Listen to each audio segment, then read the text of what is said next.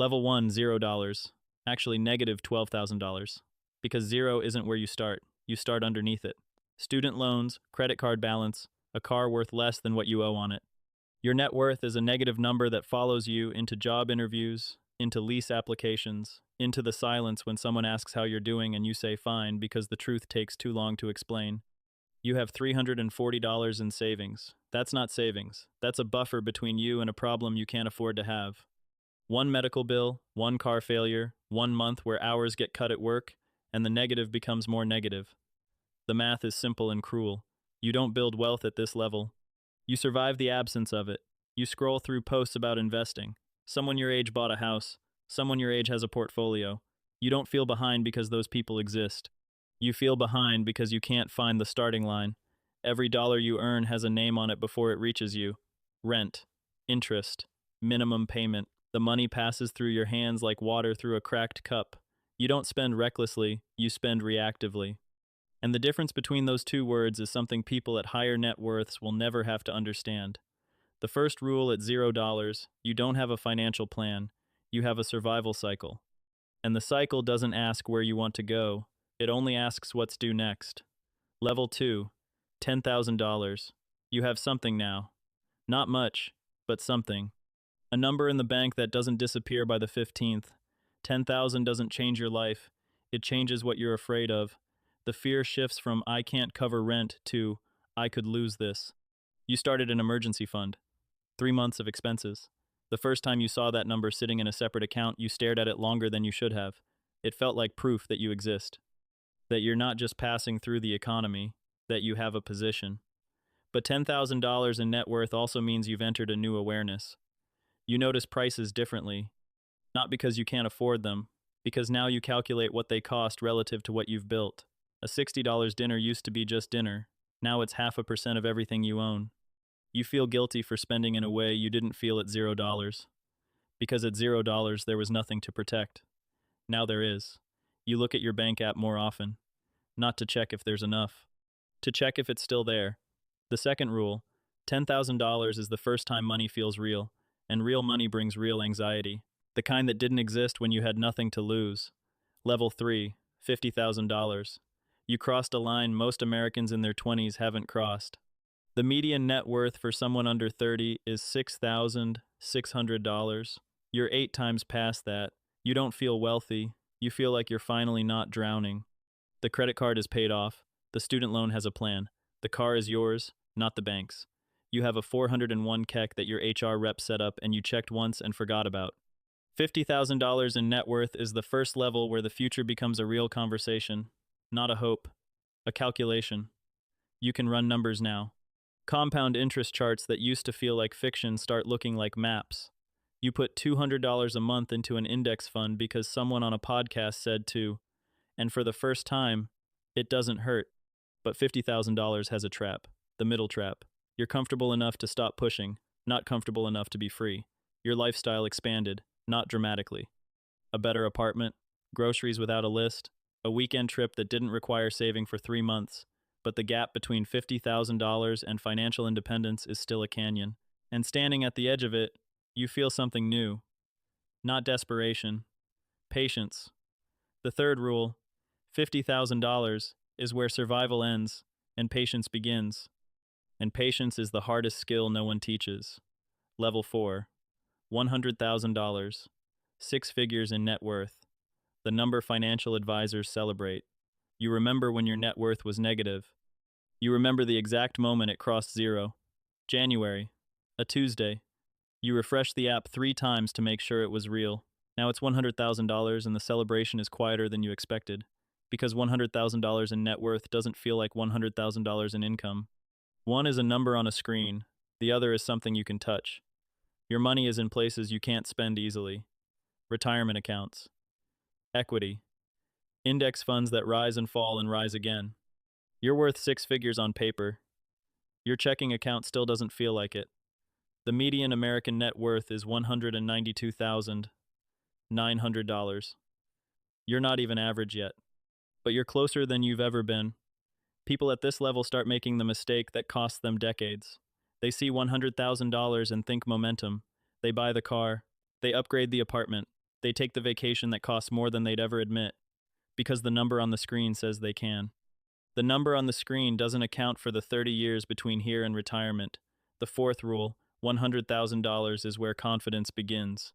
And confidence is the exact moment most people stop doing what got them here. Level 5, $250,000. Something changes. That has nothing to do with money. It has to do with time. You start measuring decisions in years instead of months. You think about 5-year plans that aren't just wishes. You have a brokerage account now, not just retirement. Real money that you can access without penalties. A home with equity that grew faster than you calculated. Investments that compound while you sleep. Your net worth crossed a threshold where it started generating money on its own. Not enough to live on, enough to notice. A few thousand a year showing up unannounced. Dividends, growth, returns. Money you didn't work for. That's the first time wealth felt different from income. Income is what you trade hours for. Wealth is what trades hours for you. At $250,000, the trades are small, but they're real. You stop asking, "Can I afford this?" and start asking, "Is this worth what this money could become?" The question changed. The answer to almost everything at this level is no. Not because you're cheap, because you can see the future value of every dollar. And once you see it, you can't unsee it. The fifth rule, $250,000, is where money starts working. And once it works, you never want to spend it on anything that doesn't work harder. Level 6, $500,000. $500,000, the number that used to belong to other people. You don't check your accounts anymore. Not because you don't care, because the daily movement is bigger than what you used to earn in a month. A good market week adds more than your first job paid in a year. A bad week takes more than you used to spend in 6 months. You learn to hold both numbers without flinching. That skill, watching $30,000 disappear and knowing it will come back, is a kind of numbness that surprises you. You own a home, or two. The mortgage is a tool, not a burden. You have a financial advisor who sends you quarterly reports you read on a Sunday morning with coffee. Your friends from your 20s are split now. Some are still at $50,000, some are past you. The conversations that used to be about rent and raises are now about markets and tax strategies. Or they're not about money at all. Because talking about $500,000 to someone still counting their savings feels like describing water to someone dying of thirst. Technically helpful. Emotionally impossible. The sixth rule, $500,000, is where wealth creates silence, the kind that protects you, the kind that isolates you. Level 7, $1 million, a million. The word sounds different now. When you were at $0, a millionaire was someone on television. Now it's your net worth statement. You didn't inherit it, you didn't win it, you built it, month by month, year by year, decision by decision. $1 million in net worth puts you in the top 10% of Americans. You don't feel like the top 10% of anything. You feel like someone who finally exhaled after holding their breath for 15 years. The median net worth for Americans in their 60s is $274,564. You passed that in your 40s. Time became your asset before you realized it. Compound interest did what it promised. But $1 million has a weight no one warns you about. People treat you differently. Not to your face, in the assumptions. Family members assume you'll pay, friends assume you'll invest in their idea, strangers assume you have opinions about the economy that are worth hearing. You didn't change, the number did. And the number now speaks before you do. The seventh rule, $1 million doesn't change who you are, it changes who everyone else assumes you are. And that gap is the loneliest distance in finance. Level 8, $5 million. $5 million. Money is no longer a conversation. It's an infrastructure. You have a trust, an estate plan, a tax strategy that costs more than most people's cars. Your accountant and your attorney are on a first-name basis with each other. You don't budget, you allocate. The difference between those words is the difference between surviving and designing. At $5 million, you design.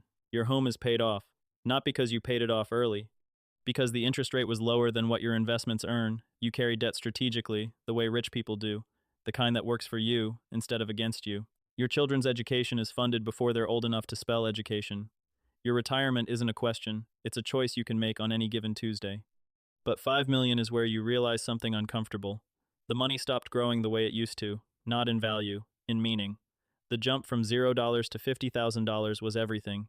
The jump from $50,000 to $500,000 was transformative. The jump from $1 million to $5 million was arithmetic. Each additional dollar does less to your life and more to your distance from the life you used to live.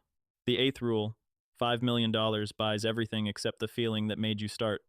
The hunger at $0 that got you here doesn't survive contact with $5 million. Level 9, $25 million. You don't say this number. You reference it in documents, in structures, in conversations with people who understand what a family office is. Your net worth exists across entities, accounts, geographies, and tax jurisdictions. You employ people whose only job is to manage the complexity of having this much money. That sentence would have been incomprehensible at $0. Now it's a line item.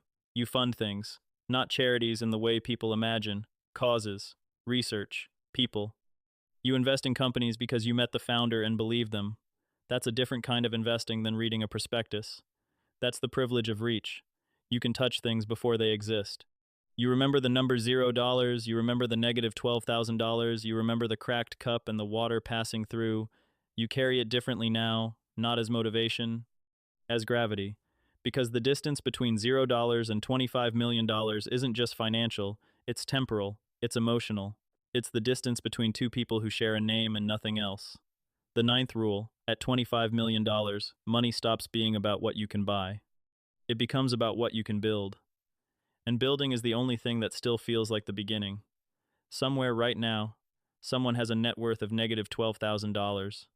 They're staring at a screen that says they owe more than they own. Their savings account has $340. Their phone screen is cracked. They're Googling how to start investing at midnight. They think this is about the number. It's not. It's about what the number does to the distance between who you are and who you become. The compound interest starts small, invisible. A dollar that becomes two, two that becomes four. It takes decades to see, but it takes every single one of those decades. The number at the end depends entirely on when you begin.